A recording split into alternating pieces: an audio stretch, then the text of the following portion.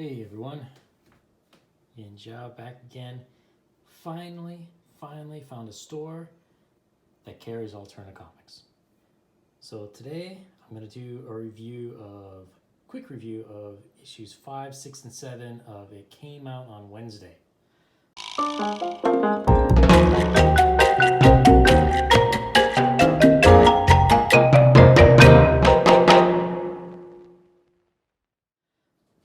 Just from looking at them, one of the nice things is the quality of these covers. So I'm not super into this style of art, but it looks very much like sort of 80s indie punk art type of stuff.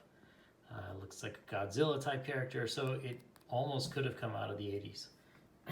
Then you get here, on the right we have Peter Simeti, and who did this? I think it's Sean Langley. Man, this is a nice looking cover. Very nice colors. The pencil work and line work is great. I mean, maybe you could see, look at all this detail here, man. This is great. Got a little guy up in the tree. It seems like the covers don't necessarily have anything to do with the stories, but that's cool. So this is an anthology, meaning it's got a ton of shorter stories, which means you're probably not going to like some of them, but you will like some. One thing that's really nice about Alterna is it's not all the same style. I like that they have a lot of different kinds, from more realistic to sort of indie comic to almost like manga and very children-friendly cartoony. Although I will point out this is rated teen. Rated T for teen, I should say. So on the inside, all the interior pages are newsprint. This is excellent. All that fancy paper that you get in most comics these days, it's okay, but it's really not necessary. The newsprint was fine for most stuff. Now, we'll get into a little later one of the problems of newsprint, but for the most part, it is great. So, to start off, my favorite series out of all these three, Log. I would assume this is supposed to be a comedy, a mashup of Conan the Barbarian and Treebeard from Lord of the Rings. So you've got this giant walking, talking tree that, you know, goes around trying to save his forest. But look at the detail work on this. Man, this is a 4-page story. 4-page story. All that work that went into this. It's by Ski Suharski and illustrated by Bob Barry. But I have to say that this one in issue 5 was the weakest of the three. He just meets a girl and she jumps on a flying dinosaur and leaves. Like, what? But issues 6 and 7, they also start out with Log, and the stories are much better. Really more of a complete arc, beginning, middle, end. They're also longer. Issue 6 looks like 2, 4, 6-page story. So maybe that's the key. But to get back, there's a lot of different themes. We have a lot of alien themes.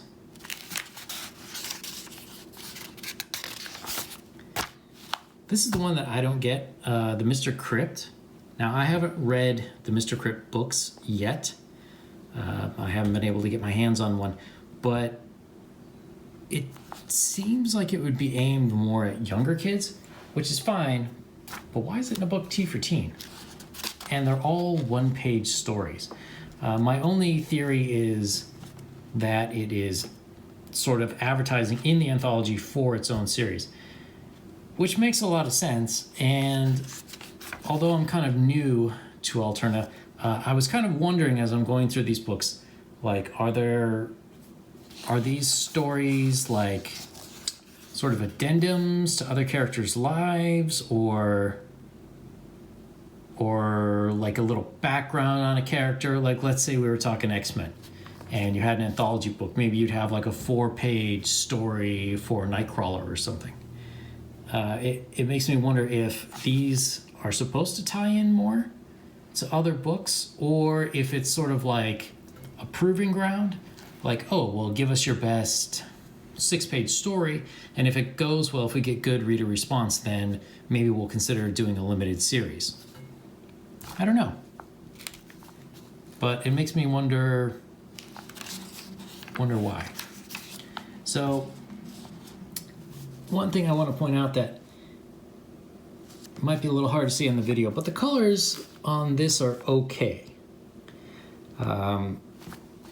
You know, they're more flat, with the exception of here. As you can see, there's a bit of a gradient. So you didn't see gradients as much back in the day when newsprint was the way to go. They were more flat backgrounds. These gradients really came in once they started using better quality paper that, you know, they use now on the books that are like $5 a piece. So this makes me wonder about some of the colors that they have for here. So this is a story, Helgorithm. And this is my only real complaint about these books, is can you tell what's going on? Because I can't. This is a story with a lot of blacks in the line work, and then whoever colored this, it's drawn by a guy, Sick Joe. I don't know if he also did the colors, but man, it's so dark. I can't see what's going on in any of this story. Like, you know, your guess is as good as mine. You know, I'm still not entirely sure what this is. Is she punching or shooting the bad guy? Or is that like the tire of a motorcycle? Or, you know, I have no idea what's going on there. Most of the other colors are good, but like, man, it's really, I don't know. So let's see. So we have some other ones. These colors work well. They're very flat. Pitch the tail and suck the head. This wasn't too bad either. We see colors that were, this is still more of an indie style than you ever saw with Marvel. But they're not bad. You know, I can see what's going on. I can see who's who. You have a little bit of shading, you know, right from one color to the other. But this quality is pretty good. And there's another story. One of these I wanted to find. But look at the, I assume this is an ink wash. But just look at how gorgeous this looks. It kind of makes me wonder if any of these stories need to be colored, because the black and white works that are getting turned in are excellent. And then we get back into this and just, another Helgorithm. Maybe it's just the Helgorithm that I don't like. I'm not sure. But I did see one really good one. Oh, well, this one's not bad. Agent 87 in issue 8. There's a little bit of the same issues. Like if you look at these background colors, it goes from like a green to kind of an aqua to a green. And it's like a gradient. Like somebody used the gradient tool in Photoshop. I would have preferred just flat transitions, you know, of two different colors next to each other. But there is, see, now this is nice. This looks really nice. It makes me wonder a little bit if that's in the colors or in the pencil work, where they're putting a little bit of texture. It comes out okay, but again, printing on this newsprint, things aren't quite as sharp, so you got to be careful about that. This is the one. So the long path. Looking at these, I really like the color work, but it almost looks like, in some places, like it looks like an inkjet printer. So one thing I'm kind of wondering about Alterna's choice to go to newsprint is do modern colorists know how to work on newsprint? Because like I said, you see the style is very different if you go pick up a book from 20, 30 years ago. So, is everybody just using Photoshop? Are they using gradients? It's hard to say, but I do like it in general. So we'll see how the rest of the Alterna books look. But overall, man, look at this price, $1.99. That is for 40 pages. That is a good value.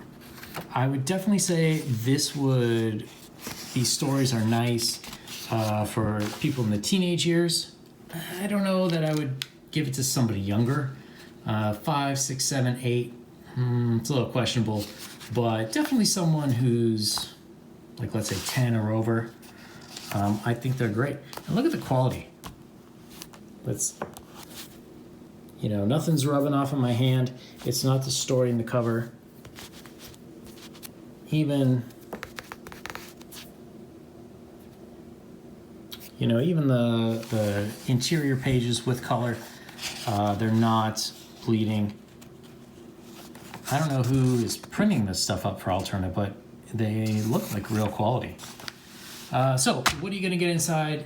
You sometimes have horror, you have sci-fi, you have a lot of sword and sorcery, a bit of spoofs.